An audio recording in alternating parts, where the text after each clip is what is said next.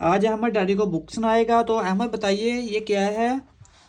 का ये एप्पल ये केक। ओ केक। देखो केक उधर काटा था मेरे बेटे के ऊपर इधर। आपके बर्थडे के ऊपर काटा था? अच्छा जी। और ये क्या है?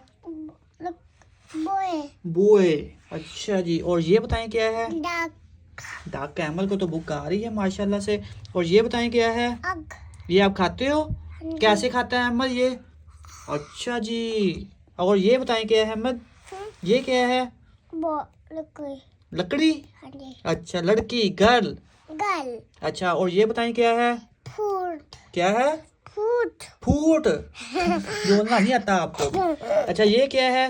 हाउस। हाउस। आप माशाल्लाह से। भगवा दोगे मुझे? हाँ जी मैं आपको इस तरह का बना दूंगा इंशाल्लाह। और ये क्या है? आप पीच। आई पीस। हाँ जी और ये क्या है? काइट वाह आपको इसका पता था। और ये क्या है? ये क्या है?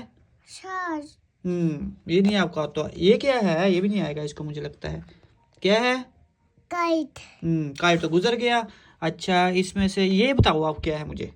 पारा बॉर्डर। ये कैसे बोलता है तू बच्चे? अच्छा जी इनमें से बताओ आपको क्या क्या आता है? चलो सुनाओ मुझे, खुद ही सुनाओ, मैं नहीं आपसे पूछूंगा। ये वाला अच्छा जी ये क्या है? ये क्या है?